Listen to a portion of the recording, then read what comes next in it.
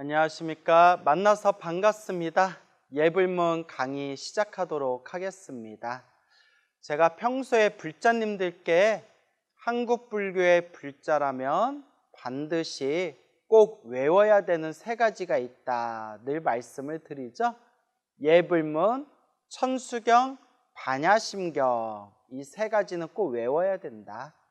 그리고 이제 외우는 것도 중요하지만 예불문, 천수경, 반야심경 한 문장 한 문장 외우고 음미하고 사유하면서 과연 어떤 뜻이 담겨져 있는지, 어떤 의미가 담겨져 있는지 그것을 끊임없이 살펴봐야 된다라고 말씀을 드립니다.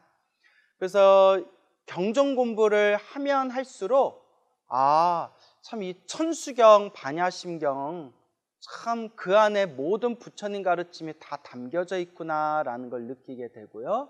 또 부처님 말씀을 공부하면 공부할수록 이 예불이라는 것이 참 중요하구나, 이 예불문이라는 것이 참 좋은 문장이구나라는 것을 이제 새록새록 느끼게 됩니다. 그러니까 자꾸 음미해야 돼요. 자꾸 읽어보고 자꾸 음미하고 자꾸 사유하고 자꾸 살펴봐야 된다라는 말씀을 드리고 싶습니다. 이제 예불문을 한 문장 한 문장 공부하게 될 텐데요. 우리가 예불문 공부할 때 어쨌거나 우리 한국 불교는 오랜 전통이 이제 한문 경전을 공부하던 불교입니다. 그래서 이른바 한문 불교죠. 한문 불교. 한자로 이루어진 문장으로 공부하는 불교이기 때문에 이 한문으로 이루어진 대부분의 경전과 가르침이 한국 불교의 이제 밑바탕을 이루고 있습니다. 물론 저도 이제 한국 사람이다 보니까 한자 한문보다는 한글이 훨씬 좋죠. 또 실제로 이 세계에서 가장 우수한 문자 중에 하나가 바로 우리 한글이지 않습니까? 그렇기는 하지만 저도 이제 한글을 좋아하고 또 한글 세대기는 하지만 아무래도 한국 불교의 뿌리를 짚어 나아가다 보면 이 한자와 이 한문이라는 것을 소홀히 할 수가 없다라는 그런 이제 느낌이 듭니다. 그래서 예불문, 천수경, 반야심경도 다 한문, 한자로 이루어져 있지 않습니까?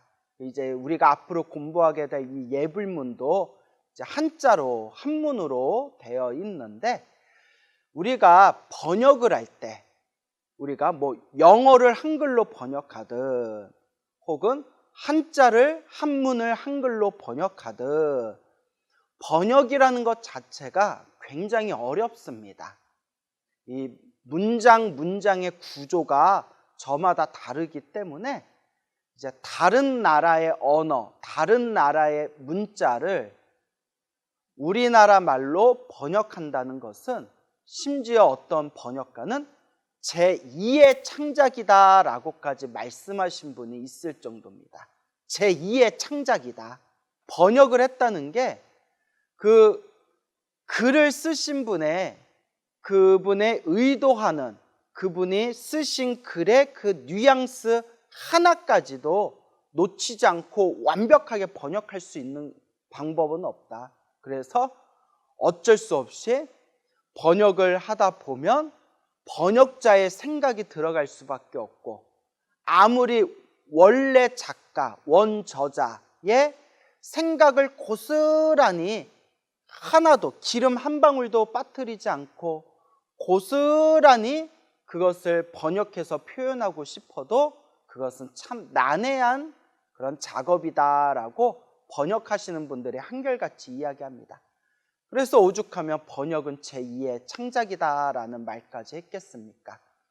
그래서 이제 생각나는 건데, 우리 한문으로 된 경전, 이 한문으로 된 이 수많은 경전에서 이 인도의 산스크리트어를 한자로 번역을 해가지고 한문경전을 만들 때 가장 유명하신 스님이 아마 구마라집 스님일 겁니다. 구마라집 스님. 그래서 우리 한국의 불자들이 좋아하는 예를 들어 금강경, 뭐 법화경, 아미타경, 유마경 등등 이러한 대부분의 경전이 바로 구마라집 스님이 번역하신 거죠. 구마라집 스님은 원래 인도 분이세요. 더 정확히 말하면 인도의 그 변방에 있었던 나라 중에 구자국이라는 나라가 있었거든요. 그래서 인도로 가는 길목 쪽에 있었대요. 그래서 그 구자국이라는 곳 출신이신데, 근데 이제 우리가 그냥 인도 분이시다라고, 어차피 인도의 지역 안에 있었으니까 인도 분이시다라고 이야기를 하는데, 그 당시에는 인도라는 표현을 쓰지 않고 이제 천축이라고 표현을 썼죠. 천축, 서천 혹은 천축이라는 표현을 사용했습니다. 그래서 이미 당대에 타고난 엄청난 천재였던 이 구마라지 스님이 그때 이제 인도 천축에서 이제 부처님의 가르침, 불교 공부를 하고, 그리고 자연스럽게 이제 중국과 이제 인연을 맺게 되면서 오랫동안 이제 중국의 언어, 한자와 한문을 또 익히게 됩니다.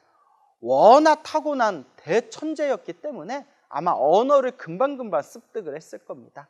또 여기에 얽혀있는 구마라지 스님의 또 재미난 일화들이 있는데, 뭐 그것까지 다 설명하면 우리가 진도를 한도 끝도 없이 이제 나가기가 이제 힘드니까 일단 간단히 말씀을 드리자면, 요 구마라지 스님이 그래서 인도의 산스크리트어와 이제 중국의 한문, 한자 한문까지 완벽하게 이제 습득을 하시게 되고, 그리고 때가 되어서 이제 중국 땅으로 이제 완전히 들어오셔가지고 부처님의 경전, 인도 산스크리트어로 된 부처님의 가르침을 이제 한문으로 이제 번역을 하게 됩니다.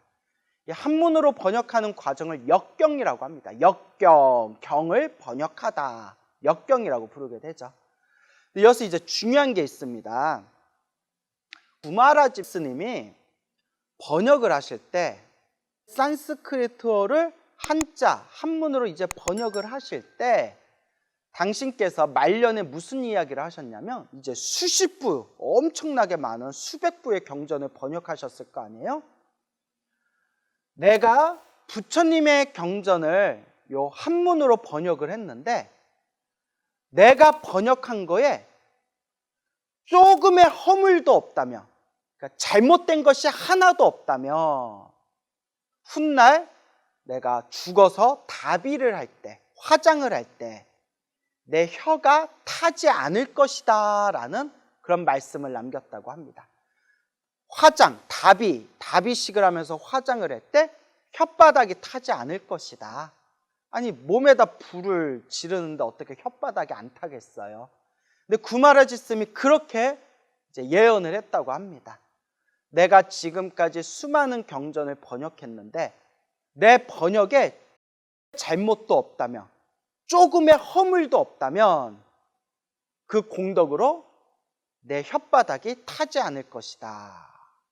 아니나 다를까 훗날에 이제 구마라지 스님이 세상을 떠나시고 구마라지 스님이 다비식을 하면서 화장을 했는데, 화장을 다 하고 나서 살펴봤더니 온몸이 다 불에 타서 재만 남았지만 혓바닥만큼은 타지 않고 남아있었다라는 저 전설의 고향 같은 이야기가 지금까지 이제 기록되어져 있습니다.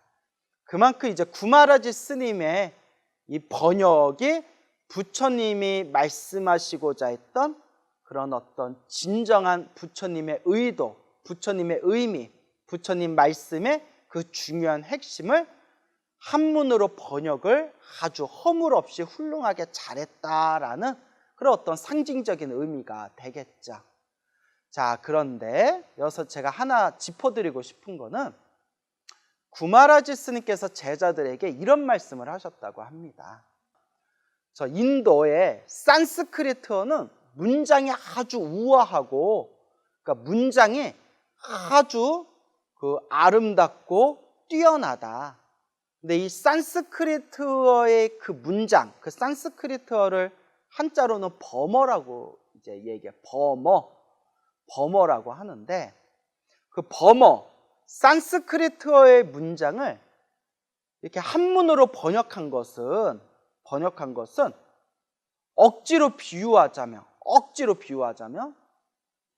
남이 씹다가 뱉은 음식을 삼키는 것 같다라는 그런 엄청나게 더럽고 무서운 얘기를 하세요.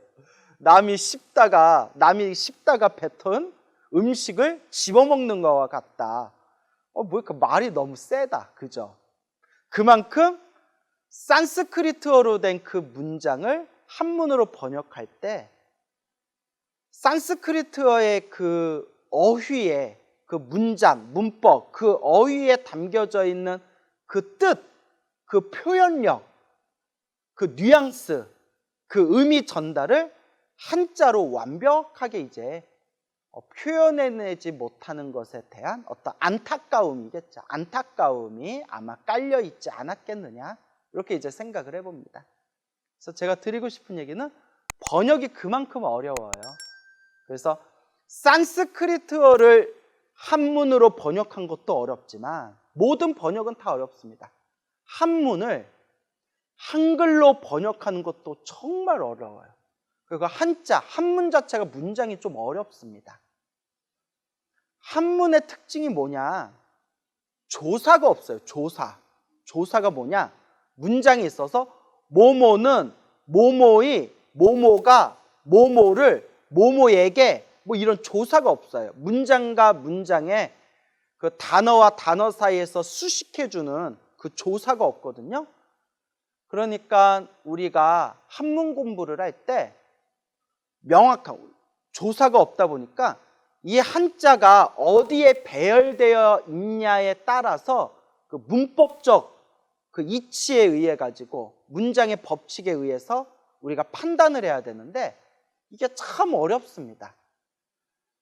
짧고 간단한 문장은 해석하기가 쉬운데 어렵고 긴 꼬여있는 문장은 정말 풀어내기가 힘들어요. 그래서 이게 주격인지 이게 목적격인지 이게 사람 이름을 뜻하는 건지 이게 서술어를 뜻하는 건지 이런 거 판단하기가 엄청 어려워요. 그래서 오죽하면 평생 한문 공부하신 그런 어른들조차도 한문은 문법이 없다. 물론 문법이 없을 수 없죠. 문장인데. 문법이 있기는 있겠지만 우리가 알고 있는 문법적인 그런 이치로, 이론으로는 이 한문을 완벽하게 해석할 수가 없다라고 할 정도로 오죽하면 한문은 문법이 없다라는 말이 나올 정도로 이 한문이라는 문장이 참 어렵습니다.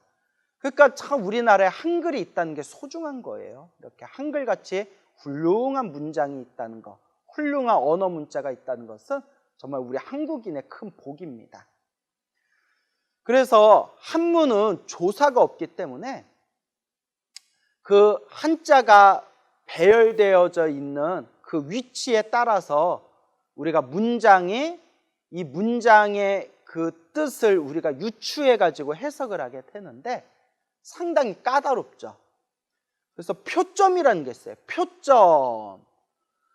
문장에 어디서 끊어야 되는지를 중간중간 점을 찍어 가지고 판단하는 거예요.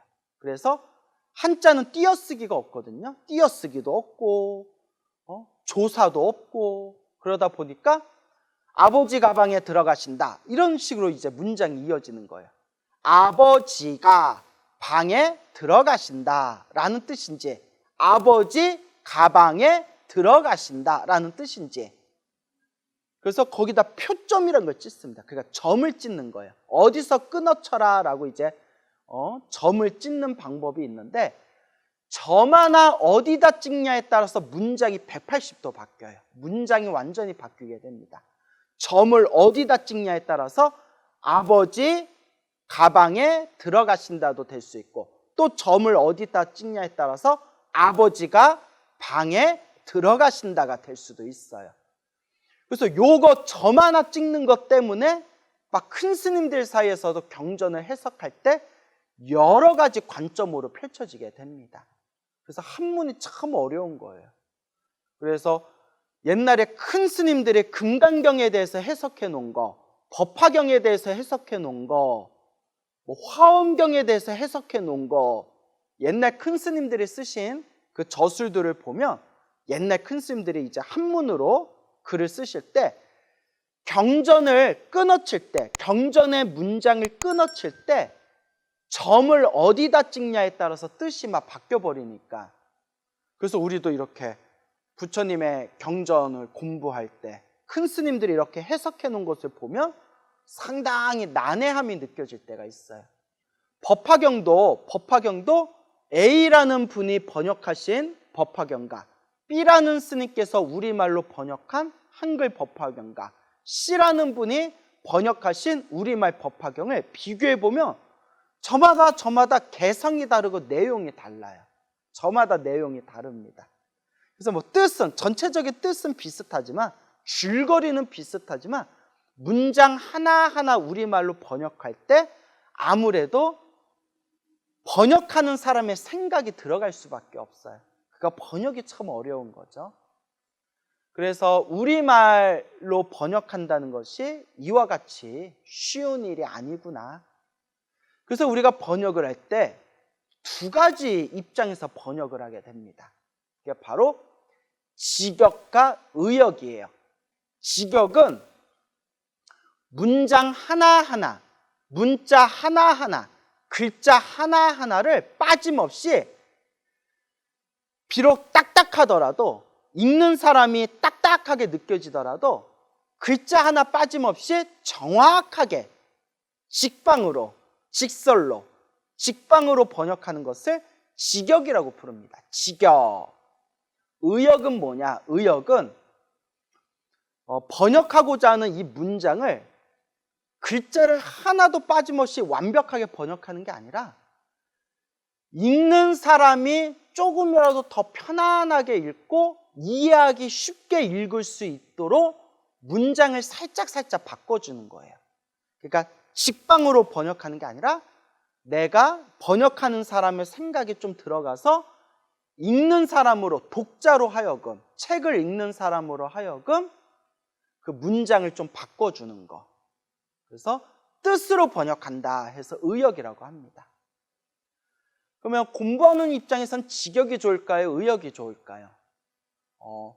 깊이 공부하는 입장에서는 직역이 좋죠. 왜냐하면 글자 하나하나 빠짐없이 정확하게 번역하는 습관이 딱 잡혀야 나중에 응용이 되잖아요.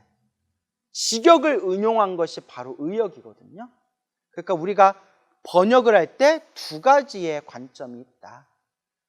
읽는 사람이 딱딱하고 어렵게 느껴지더라도 번역할 때 정확하게 글자 하나 빠뜨리지 않고 직방으로 직역을 할 것인가, 아니면 일단 읽는 사람, 독자로 하여금 편안하게 이해하기 쉽게 최대한 술술 읽을 수 있도록 문장의 배열을 바꾼다거나 뭐 없는 글자를 넣는다거나 있는 글자를 좀 뺀다거나 이런 식으로 적당하게 의역을 해가지고 그렇게 번역을 할 것인가, 이게 참 관점이 어렵습니다.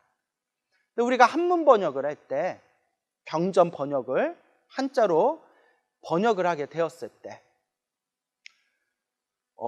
인도의 산스크리트, 인도의 경전이 중국에서 한자 한문으로, 한문 경전으로 번역됐는데 양대 산맥이 있습니다. 두 분의 큰 스님이 계세요. 그게 구마라지 스님, 아까 말씀드린 구마라지 스님이 계시고, 구마라지 스님이 세상을 떠나시고 약 200년 정도 지났을 때 당나라 시대 때 현장법사, 서유기의 주인공 삼장법사 계시죠? 그 삼장법사이신 현장스님이라는 분, 이 두 분이 한문 경전 번역의 양대 산맥으로 분류합니다. 자, 여기서 이제 재밌는 게 구마라집 스님은 철저하게 의역을 하셨어요. 의역. 경전을 직방으로 번역한 게 아니라 구마라지 스님의 생각이 많이 들어가서 이렇게 이제 상대방이 읽기 쉽게 의역을 많이 하셨고, 문장을 많이 이렇게 당신께서 임의대로 조금 문장의 배열을 바꿔가면서 의역을 하셨고, 현장 스님께서는 철저하게 직역을 추구했습니다. 철저하게 직역을 추구했어요. 근데 이제 재밌는 게 뭐냐면 경전을 공부할 때는 사실 현장 스님 번역본이 훨씬 더 우리가 공부하는데 더 정확하게 뜻을 이해하는 데 있어서 도움이 됩니다. 왜냐하면 당나라 현장 스님은 직역을 우선으로 했기 때문에 그냥 직역한 그대로 그냥 읽어 나가면서 해석을 하면 돼요. 구마라지 스님은 번역본은 좀 의역이거든요. 근데 만약에 우리가 부처님 경전을 독송할 때 여시, 아문, 일시불, 제사위고, 기수고, 고도건 이런 식으로 독송을 할 때에는 현장 스님 직역본으로 독송하면 딱딱하고 뭐가 자꾸 막혀요. 혀에서 매끌매끌하게 술술 넘어가는 게 아니라 이렇게 뭐가 자꾸 막혀요. 근데 구마라지 스님이 경전 독송을 할 때 술술 넘어가요. 그래서 구마라지 스님이 우리가 금강경 독송할 때에도 구마라지 스님 번역본으로 구마라지본으로 우리가 금강경 독송하고 법화경 독송하고 아미타경 독송하는 거거든요. 그래서 이렇게 좀 장단점이 있어요. 그래서 구마라지 스님은 의역을 중시했고 현장 스님은 직역을 중시했다. 그럼 왜 구마라지 스님은 의역을 중시했고 현장 스님은 직역을 중시했느냐? 그것도 또 역사적인 그 밑바탕에 또 어떤 그 당시에 어떤 그럴 수밖에 없는 문화적인 상황 이런 게 있는데 그것까지 또 설명하면 우리가 진도 나가기가 점점 힘들어지죠.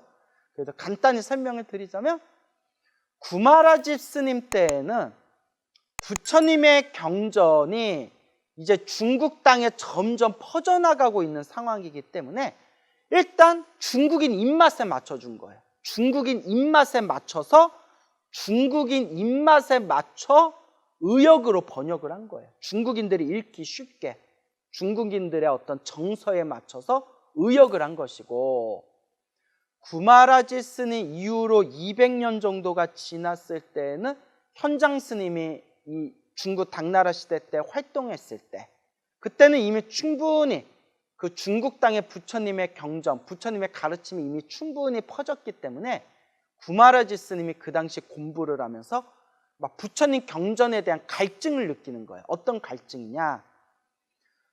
스님들마다 그 당시 수많은 스님들이 부처님 경전을 해석한 게 서로 관점이 다르다 보니까 인도 땅에 가서 직접 배우고 싶다.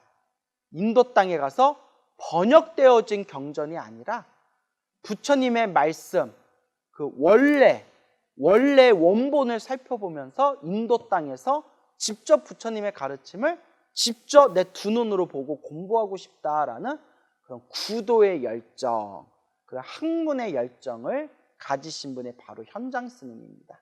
그러다 보니까 현장 스님은 번역을 하실 때 이제 직역을 하셨다. 요 정도로 이해하시면 되죠. 그러면 왜 이렇게 뜬금없이 번역에 대한 이야기를 길게 했느냐? 예불문도 한문으로 되어 있잖아요.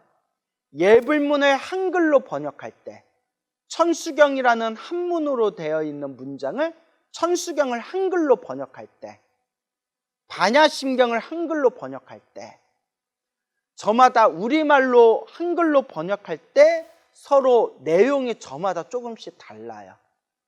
그러니까 번역하신 분들이 직역을 했냐 의역을 했냐 그리고 문장을 좀 길게 풀어서 번역했냐 문장을 짧게 간략하게 축소해서 번역했냐 이렇게 번역을 할 때 이제 관점이 저마다 다르게 됩니다.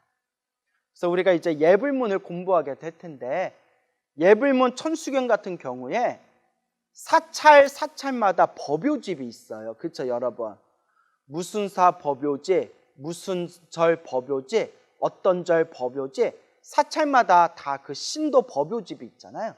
보면 그 사찰에서 사용하고 있는 그 법요집이 한문은 똑같지만 한글로 옆에 한글로 번역해 놓은 걸 보면 저마다 한글 번역본에 다른 경우가 많아요. 다른 경우가 굉장히 많습니다. 그럼 우리는 어떤 걸 의지해야 되느냐? 사실 내용은 비슷비슷해요. 한글 내용은 비슷비슷한데 중요한 거는 정말 부처님 가르침을 조금 깊이 공부하고자 한다면 한문으로 직접 보는 게 나아요. 한문으로 직접 보는 게 낫다.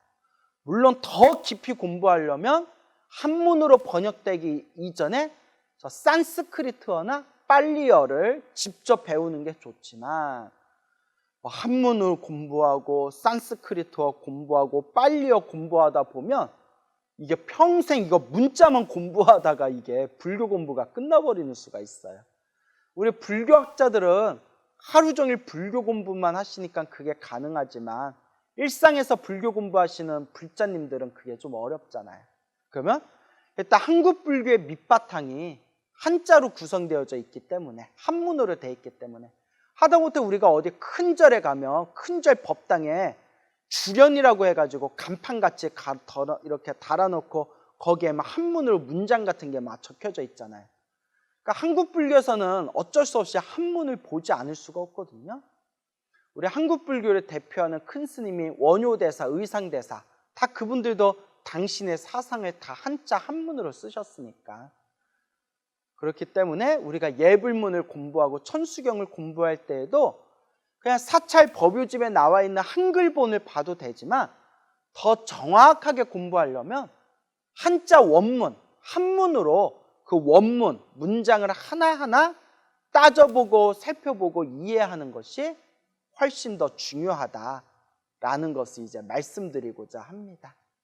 그래서 일단 제가 여러분들과 공부하면서 대한불교 조계종 표준 한글 예불문이 있어요. 예, 저기 이제 뭐 불교 저기 서점에 가면 구할 수도 있고 인터넷에서 찾아볼 수도 있는데 일단 여러분들 뭐 직접 그 얇은 책자예요. 직접 뭐 사서 보셔도 되고 찾아보셔도 되지만 여러분이 보고 있는 이 우리 헬로 붓다 TV, 이 헬로 붓다 TV 영상 팀에서 여기 영상에 자막을 붙여주실 거예요. 그냥 영상으로 자막을 보면서 그냥 공부하셔도 됩니다. 어차피 기본적으로 여러분들 예불문, 천수경, 반야심경을 외우셔야 돼요. 외우시되 이제 한 문장 한 문장, 문장마다 어떤 뜻이 있는지는 여러분들이 이제 하나하나 외워가면서 배우셔야 된다라는 것을 그렇게 이제 당부드리는 바입니다. 그래서 이 대한불교 조계종에서도 오래전부터 몇십 년 전부터 너무 한문으로 우리가 의식을 진행하다 보니까 평생 절에 다닌 사람들도 예불문이 무슨 뜻인지 천수경이 무슨 뜻인지 뭐 알지를 못한다. 그러니까 이렇게 어려운 한문으로 독송하지 말고 빨리 우리말, 한글화 작업이 돼야 된다라는 것이 오래전부터 그런 이야기가 나왔어요. 그래서 과거에 저 운어 큰 스님 같은 분은, 이 운어 스님 같은 이 큰 스님께서는 평생 당신의 모든 것을 다 바쳐가지고 이제 팔만대장경, 우리 해인사에 있는 그 고려 팔만대장경을 한글화 작업하는데, 한글로 번역하는데 또 혼신의 힘을 다하셨거든요.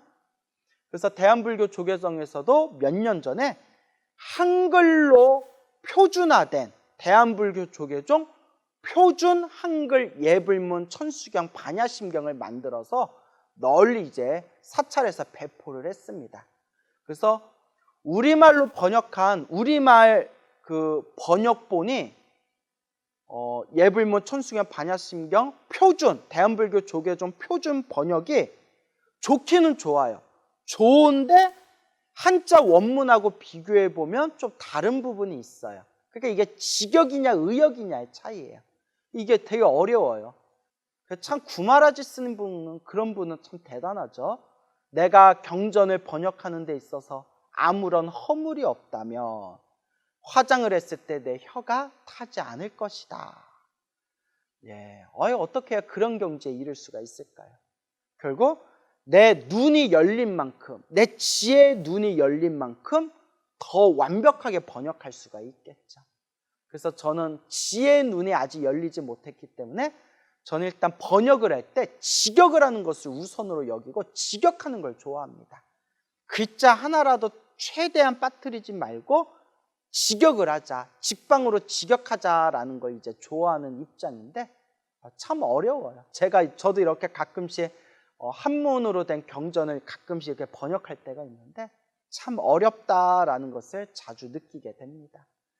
그래서 우리 위에 선배 스님, 어른 스님들이 이렇게 이제 한문 경전을 번역하신 그런 이제 훌륭한 이제 경전 번역본도 있지만 가끔 불교 서점에 가면, 우리 불교 서점에 가면 책들이 엄청 많잖아요.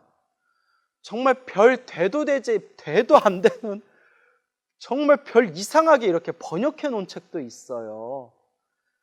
그거 보면 막 이렇게 이제 한숨이 나오죠. 이런 엉터리 번역본을 가지고 이렇게 강의를 한다거나 이제 자기가 이제 엉터리로 번역해 놓은 걸 사람들한테 강의를 해버리면 정말 이제 큰 문제가 있는 거죠. 참 어렵다, 생각할수록 어렵다라는 생각이 듭니다. 그래서 일단 예불문 강의를 시작하면서 대한불교 쪽에 좀 표준 한글 예불문, 요것을 이제 기준으로 삼되 제가 한자 원문으로 된 예불문을 한 문장 한 문장 여러분들에게 알려드릴 거고, 여러분도 또 여러분들 사찰에 다니면서 여러분들 사찰에서 보는 법요지 한글본하고 서로 비교해 보면서 이걸 이렇게 해석했구나, 여기서는 저걸 저렇게 해석했구나, 이런 식으로 이제 비교해 보는 그 맛이 있어요. 그러면서 여러분들 불교를 바라보는 지적인 견문이 넓어지게 되는 겁니다. 그래서 그렇게 예불문을 우리가 한자, 한문으로 하나하나 풀어 나가 보도록 하겠습니다.